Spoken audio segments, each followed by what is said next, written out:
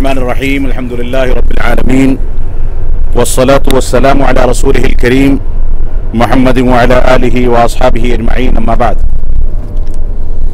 हम जिस सफ़र पर निकले हैं ये अल्लाह रब्बुल आलमीन की इबादत को अंजाम देने का एक मुबारक सफ़र है और मदीना मुनव्वरा से मीक़ात से होते हुए अल्लाह रब्बुल आलमीन की तौफ़ीक़ और उसकी मदद से हम इंशाअल्लाह मक्का मुकर्रमा पहुँचेंगे। मक्का मुकर्रमा पहुँचने के लिए इस्लाम ने जो रूल्स हमारे सामने रखे हैं वो दो तरह की चीज़ें हैं। एक वो लोग हैं जो मीक़ात के अंदर के इलाके में रहते हैं और एक वो लोग हैं जो मीक़ात के बाहर के इलाके से आते हैं। हम सब उन लोगों में शामिल हैं जो मीक़ात के बाहर से मीक़ात की तरफ बढ़ रहे हैं और उसके बाद मक्का मुकर्रमा में दाखिल होंगे। मीक़ात के अंदर रहने वाले लोगों के लिए हुक्म यह है कि वो जहाँ रहते हैं वहीं से गुस्ल करके वज़ू करके नियत करें और वहीं से एहराम का कपड़ा पहन लें और वहीं से नियत करके वो मक्का मुकर्रमा पहुँच जाएं। लेकिन बाहर से रहने वालों के लिए जो कंडीशन है वो ये है कि वो मीक़ात पर पहुँच करके एहराम पहनेंगे और उसके बाद मक्का मुकर्रमा में दाखिल होंगे। अगर वो मीक़ात के मकाम पर नहीं पहुँच सकते तो कम से कम उनको मीक़ात के महाज़ात यानी उसकी लेंथ पर पहुँचना ज़रूरी है। जैसा कि हम हवाई जहाज़ में जब आते हैं तो हवाई जहाज़ जब मीक़ात की लेंथ से गुज़रता है तो वहाँ से एहराम की नियत की जाती है। अभी हम में से जो मर्द हजरात हैं उन्होंने दो कपड़े पहन रखे हैं। ये कपड़ा मीक़ात से पहले जब तक हम नियत नहीं कर लेते जब तक ये कपड़ा आम लिबास के तरीके से एक लिबास है, लेकिन मीक़ात पर जब हम उम्रे की नियत कर लेंगे तब उसके बाद इस लिबास की अहमियत भी बढ़ जाएगी और इसके अहकामात भी तब्दील हो जाएंगे। उसी सिलसिले में मैं थोड़ी सी गुफ्तगू आप हजरात के सामने करूंगा।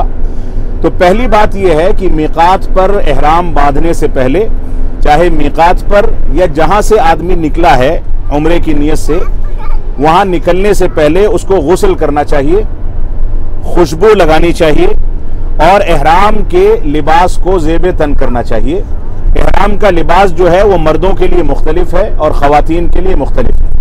ख़वातीन किसी भी अंदाज का ऐसा लिबास जो ढीला ढाला हो, बहुत ज़्यादा चमकीला या भड़कीला ना हो और उसके अंदर जिस्म को ढांकने की सलाहियत हो और पूरे जिस्म को उसके ज़रिए से ढांका जा सके, इस तरह का लिबास पहन करके ख़वातीन मीक़ात से एहराम की नियत करेंगे। और मर्द हज़रात के लिए दो चादरें एहराम के कपड़े के तौर पर मसनून हैं। एक चादर वो ऊपर की जानिब ओढ़ेंगे और एक चादर का तहबंद बना करके उसको पहनेंगे। ये दो चादरें मर्द हजरात के लिए एहराम का लिबास होती है और इसी में उनको उम्रे को अंजाम देना होता है। अब सबसे पहला जो हुक्म है गुस्ल करने सफाई सुथराई इख्तियार करने के बाद मीक़ात पर पहुंच करके हम जो नियत करेंगे वो नियत के अल्फाज ये होंगे लब्बैक अल्लाहुम्मा उम्रतन, लब्बैक अल्लाहुम्मा उम्रतन। यहाँ पर इस बात को समझ लें कि ये अल्फाज ज़बान से कहने भी ज़रूरी हैं और दिल में इस बात का इरादा करना भी ज़रूरी है कि हम उम्रे के लिए निकल चुके हैं। ये दोनों चीज़ें एक साथ होनी चाहिए। तो लब्बैक अल्लाहुम्मा उम्रतन ये हमारा उम्रे की इब्तिदा होगी। इस नियत के साथ इंसान अपना उम्रा करे तो ये अल्फाज इस्तेमाल करे और अगर किसी ने अपना वाजिबी उम्रा पहले जिंदगी के किसी भी मरहले में कर लिया है तो वो अपना दूसरा उम्रा वो किसी दूसरे की जानिब से भी कर सकता है। यानी मिसाल के तौर पर मैं अगर पहले उम्रा कर चुका हूं तो अब अपनी वालिद की जानिब से या अपनी वालिदा की जानिब से या किसी की जानिब से भी उम्रे की नियत कर सकता हूं। उस नियत का तरीका होगा लब्बैक अल्लाहुम्मा उम्रतन, अन के बाद उसका नाम लेंगे जिसकी जानिब से हम उम्रे को अंजाम देने जा रहे हैं। अभी हमारे पास मौका है कि अगर हम अपने वालिद की जानिब से, वालिदा की जानिब से या फौत हो जाने वाले लोगों में से किसी की भी जानिब से या जिंदा लोगों की जानिब से उम्रा बदले उम्रा करना चाहते हैं तो मीक़ात से उसकी नियत कर सकते हैं। तो नियाबत का उम्रा होगा तो उसकी नियत इस तरीके से, अपना उम्रा होगा तो उसकी नियत इस अंदाज से की जाएगी। दिल और ज़बान दोनों से इस बात की नियत करना ज़रूरी है। उम्रे का एहराम बांधने और नियत करने के बाद सबसे पहली हमारी जिम्मेदारी यह है कि हम तलबिया पुकारें मस्जिद हराम मक्का मुकर्रमा पहुंचने तक मर्द हजरात बुलंद आवाज से तलबिया पढ़ते रहें, खवातीन धीरे आवाज से तलबिया पढ़ती रहें। तलबिये के अल्फाज हैं लब्बैक अल्लाहुम्मा लब्बैक, लब्बैक ला शरीक लक लब्बैक, इन्नल हम्दा वन निअमत लक वल मुल्क ला शरीक लक। ये अल्फाज जो तौहीद का तलबिया है, अल्लाह रब्बुल आलमीन की वहदानियत को बयान करने का तलबिया है, अल्लाह रब्बुल आलमीन की बड़ाई बयान करने का तलबिया है, ये पूरे सफर में इहराम की हालत में पढ़ा जाना चाहिए। अल्लाह के नबी सल्लल्लाहु अलैहि वसल्लम इसकी ताकीद फरमाते थे।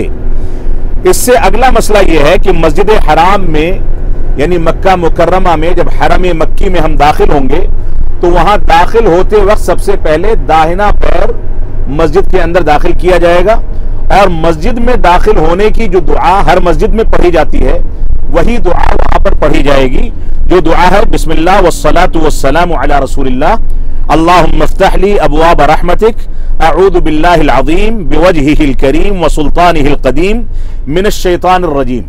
ये मुकम्मल दुआ है, या कम से कम अल्लाहुम्मा इफ्तह ली अबवाब रहमतिक इतनी दुआ पढ़ लेंगे तो ये भी काफ़ी है। इस दुआ को पढ़ करके दाहिना पैर मस्जिद हराम के अंदर पहले दाखिल किया जाए और उसके बाद उसमें दाखिल होकर के वहां पर तवाफ और सई का फरीज़ा अंजाम दिया जाए।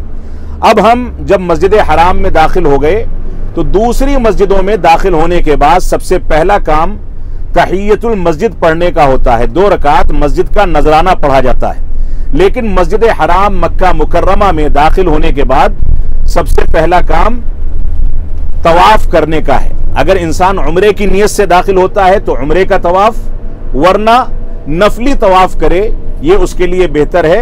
लेकिन निज़ाम की पाबंदी जो है आजकल, जैसा कि सहन में दाखिल होने की इजाज़त नहीं है, बहुत सारे अफराद उम्रे पर नहीं है लेकिन एहराम का लिबास पहन करके वो दाखिल होने की कोशिश करते हैं। इबादात में निज़ाम और कानून की मुखालफत करना ये गुनाह का बाइस है और किसी भी सूरत में हमको कानून की मुखालफत नहीं करनी चाहिए, उसका एहतराम करना चाहिए। उसके बाद सबसे पहले हमारा तवाफ शुरू होगा। तवाफ शुरू करने का तरीका यह है कि हम हजरे अस्वद की जानिब बढ़ेंगे। जिस रुकन पर, जिस कॉर्नर पर खाने काबा में हजरे अस्वद है, वहां हजरे अस्वद पर बढ़ करके हम सबसे पहले हजरे अस्वद को बोसा लेंगे अगर इम्कान है। सबसे पहले जब तवाफ शुरू किया जाएगा तो शुरू करते वक्त हजरे अस्वद को बोसा लेते वक्त बिस्मिल्लाह अल्लाहु अकबर पढ़ करके हम तवाफ शुरू करेंगे। अगर बोसा लेने का इम्कान नहीं है तो ऐसी सूरत में हम वहां पर किसी चीज से हजरे अस्वद को छू करके उसको बोसा ले सकते हैं। और अगर किसी चीज से छूने का भी इम्कान नहीं है तो दूर से तवाफ शुरू करते वक्त इशारा करके बिस्मिल्लाह अल्लाहु अकबर कहेंगे और तवाफ की इब्तिदा कर देंगे। अब तवाफ जो है हजरे अस्वद से हजरे अस्वद तक 1 चक्कर होगा। इस तरीके से हम 7 चक्कर पूरे करेंगे। हजरे अस्वद से बिस्मिल्लाह अल्लाहु अकबर कहकर के हमने तवाफ शुरू किया। अब हजरे अस्वद से पहला वाला कॉर्नर जिसको रुकने यमानी कहते हैं, वहां तक हम आजाद हैं, जो दुआ चाहें हम मांग सकते हैं। बाज लोग हर चक्कर की अलग अलग दुआ पढ़ते हैं, ऐसा करना रसूल अकरम सल्लल्लाहु अलैहि वसल्लम से या सहाबे किराम से साबित नहीं है। अपनी जबान में जो दुआ आपको अच्छी लगती है वो दुआ तवाफ के दौरान पढ़ें। रुकने यमानी पर जब आप पहुंचेंगे यानी हजरे अस्वद से पहले वाले रुकन पर, तो वहां से लेकर के हजरे अस्वद तक आप रब्बना आतिना फिद दुनिया हसना व फिल आखिरति हसनतन व क़िना अज़ाबन नार, ये आयत करीमा पढ़ेंगे। रुकने यमानी को अगर छूने का मौका मिलता है, भीड़ नहीं है, तो रुकने यमानी को सिर्फ छूना ये जायज है, ये सुन्नत से साबित है। बिस्मिल्लाह अल्लाहु अकबर कहकर के रुकने यमानी को छू लें। छूने के बाद हाथ को चूमना या उसको बोसा देना ये सब का सब गलत है। ये सब का सब जो है हजरे अस्वद के साथ खास है। तो रुकने यमानी से हजरे अस्वद तक हम रब्बना आतिना फिद दुनिया हसना व फिल आखिरति हसनतन व क़िना अज़ाबन नार, ये आयत करीमा पढ़ेंगे। और इसी तरीके से मुकम्मल तवाफ मुकम्मल किया जाएगा, तवाफ की तकमील की जाएगी। पहला चक्कर, दूसरा चक्कर, तीसरा चक्कर। फर्क यह है कि पहले चक्कर में हमने बिस्मिल्लाह अल्लाहु अकबर कह करके हजरे अस्वद से तवाफ को शुरू किया था। अब दूसरे चक्कर में जब हजरे अस्वद के पास आएंगे तो वही तरीका इख्तियार किया जाएगा कि बोसा ले सके तो ठीक है, किसी चीज को छू करके उसको बोसा ले सके तो ठीक है, वरना दूर से इशारा करेंगे। लेकिन यहां पर बिस्मिल्लाह अल्लाहु अकबर नहीं कहना है, सिर्फ अल्लाहु अकबर कहना है। दूसरे चक्कर में, तीसरे में, चौथे में, पांचवें में, छठे में, सातवें में, सब में सिर्फ अल्लाहु अकबर कहना है, बिस्मिल्लाह नहीं कहना, बिस्मिल्लाह शुरू में कहना है। तो ये तवाफ है और हजरे अस्वद के से शुरू होकर के हजरे अस्वद पर ख़त्म करके ये तवाफ के 7 चक्कर हैं। हजरे अस्वद का बोसा, जैसा कि मैंने आपको कहा, जो आजकल मुमकिन नहीं है, या किसी चीज़ से छूना या इशारा करना, ये 3 अहकामात जो हजरे अस्वद के बारे में है। इब्तिदा के 3 तवाफ में, इब्तिदा के 3 चक्करों में तवाफ़ कुदूम, हम जो जा रहे हैं ये तवाफ़ कुदूम है। तवाफ़ कुदूम कहते हैं जब मक्का मुकर्रमा पहुंचने के बाद इंसान पहला तवाफ करता है, तो ये तवाफ़ कुदूम है, जिसको हम वेलकम तवाफ कह सकते हैं। तो इस तवाफ के शुरू के 3 चक्करों में एक हुक्म है जो मर्दों के साथ खास है, औरतों के लिए नहीं है। वो हुक्म यह है कि मर्द रमल चाल चलेंगे और इस्तिबा करेंगे। रमल किसको कहते हैं? रमल कहते हैं दुल की चाल चलने को। और इस्तिबा करेंगे यानी अपने दाहिने कंधे को वो एहराम यहां से निकाल करके इस तरीके से खोल लेंगे शुरू के 3 चक्करों में। और चलने का अंदाज जो होगा वो दोनों हाथों को इस तरीके से करके और पैर पर थोड़ी थोड़ी दुल की चाल इस तरीके से चल के वो 3 तवाफ मुकम्मल करेंगे। तीसरे तवाफ के बाद वो अपने कंधे को ढक लेंगे और ढकने के बाद फिर उनका तवाफ आगे की जानिब चलेगा। ये 3 तवाफ के 3 चक्करों का हुक्म है। और उसके बाद जब तवाफ मुकम्मल हो जाता है, 7 चक्कर उसके मुकम्मल हो जाते हैं, तब वहां पर एक चीज मसनून है। वो मसनून चीज है 2 रकात तवाफ की नवाफिल पढ़ना। ये पूरे हरम में कहीं भी पढ़ सकते हैं अगर जगह है तो हजरे अस्वद के पास, वरना पूरे हरम में कहीं भी 2 रकात तवाफ की अदा करेंगे, जिसमें से पहली रकात में सूरे फातिहा के बाद कुल या अय्युहल काफिरून, दूसरी रकात में सूरे फातिहा के बाद कुल हुवल्लाहु अहद। ये अल्लाह के नबी सल्लल्लाहु अलैहि वसल्लम का मसनून तरीका है। इस तरीके पर हमारा तवाफ मुकम्मल हो गया, यानी उम्रे का एक रुकन हमने मुकम्मल कर लिया। अब हमें सफा और मरवा की जानिब बढ़ना है सई करने के लिए। सई में यहां पर हमारी ये जिम्मेदारी है कि रुकने यमानी और हजरे अस्वद और तवाफ के सारे अहकामात को जब हम समझ गए तो अब हम सफा मरवा की जानिब बढ़ेंगे तवाफ की 2 रकातें पढ़ने के बाद। और सफा और मरवा पर पहले जब सफा पर पहुंचेंगे तो किबले की जानिब रुख करके खड़े हो जाएंगे। खड़े होने के बाद सफा पर कहेंगे नबदउ बिमा बदा अल्लाहु बिही, नबदउ बिमा बदा अल्लाहु बिही, ये इतना जुमला इस्तेमाल करेंगे। और उसके बाद आयत करीमा पढ़ेंगे अऊज़ु बिल्लाहि मिनश शैतानिर रजीम, इन्न सफा वल मरवता मिन शआइरिल्लाह फमन हज्जल बैत अव इअतमर फला जुनाहा अलैहि अन यतव्वफ बिहिमा वमन ततव्वअ खैरन फइन्नल्लाह शाकिरुन अलीम। ये आयत करीमा पढ़ेंगे। और उसके बाद 3 बार एक दुआ है जिसमें अल्लाह रब्बुल आलमीन की तस्बीह व तहलील और बड़ाई बयान की जाती है, उसको पढ़ा जाएगा किबले रुख होकर के। अल्लाहु अकबर, अल्लाहु अकबर, ला इलाहा इल्लल्लाह, अल्लाहु अकबर वलिल्लाहिल हम्द, ला इलाहा इल्लल्लाह वहदहु ला शरीक लह, लहुल मुल्कु व लहुल हम्दु व हुवा अला कुल्ली शैइन क़दीर, ला इलाहा इल्लल्लाहु वहदह अनजज़ वअदह नसर अब्दह व हज़मल अहज़ाब वहदह। ये दुआ हम 3 बार सफ़ा पर पढ़ेंगे और उसके बाद सफ़ा से मरवा की जानिब जाएंगे। जब हम मरवा पर पहुंचेंगे तो हमारा एक चक्कर पूरा हो चुका होगा।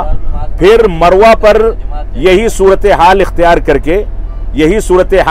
करके यही दुआएं पढ़ के 3 बार फिर हम सफ़ा की जानिब आएंगे। जब सफ़ा पर पहुंचेंगे तो हमारा दूसरा चक्कर मुकम्मल हो गया। अब फिर यही दुआएं पढ़ेंगे, फिर मरवा पर। इस तरीके से 7वां चक्कर हमारा मरवा पर पूरा होगा। इस बीच में मर्दों के लिए एक खास हुक्म है कि 2 हरी बत्तियां जो लगी हैं उसके बीच में मर्द दौड़ेगा, ख़वातीन आम चाल चलेंगी, मर्दों को दौड़ने का हुक्म है।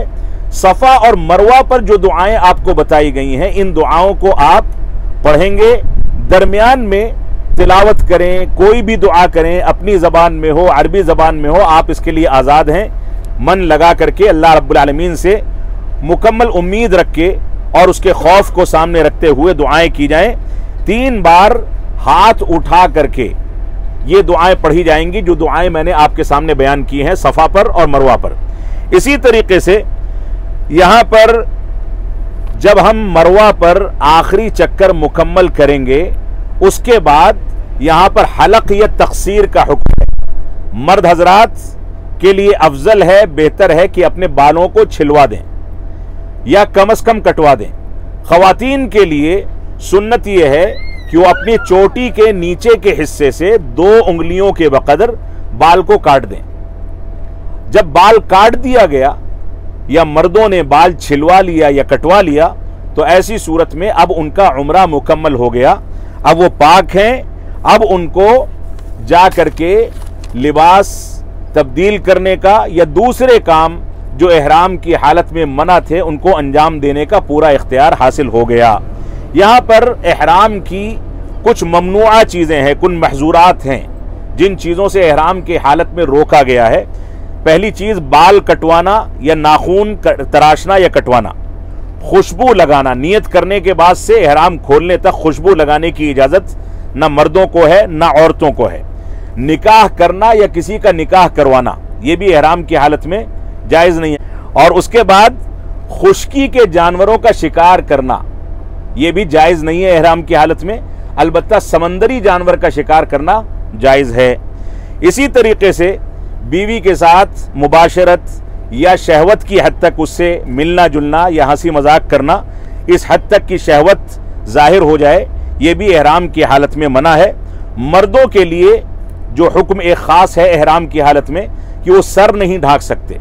ख़वातीन सर ढांकेंगे लेकिन मर्द सर नहीं ढांक सकते। एक हुक्म मर्दों के साथ ख़ास है कि वो सिले हुए कपड़े नहीं पहन सकते।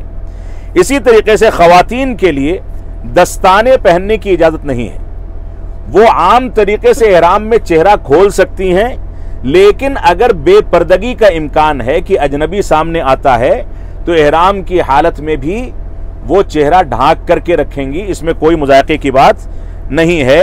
और इसी तरीके से हम जब एहराम के इन महजूरात को मुकम्मल कर लें, उम्रा मुकम्मल कर लें, उसके बाद भी हमारी ये कोशिश होनी चाहिए कि मक्का मुकर्रमा में जब तक सुकूनत पजीर हैं, जब तक अल्लाह रब्बुल आलमीन की ज़्यादा से ज़्यादा इबादत करें, मौका मिले तो तवाफ़ को अंजाम दें।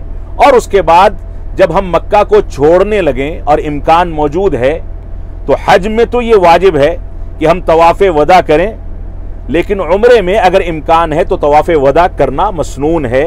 ऐसा किया जा सकता है, कर सकते हैं। अल्लाह रब्बुल आलमीन हमको उम्रे के तमाम मुतअल्लिक़ा उमूर को कुरान और सुन्नत के मुताबिक अंजाम देने की तौफ़ीक़ अता फ़रमाए और हमारे इस उम्रे को कबूल फ़रमाए, तमाम इबादात को कबूल फ़रमाए। व सल्लल्लाहु अला नबीना मुहम्मदिन व अला आलिहि व सहबिहि वसल्लम। वस्सलामु अलैकुम व रहमतुल्लाहि व बरकातुहू।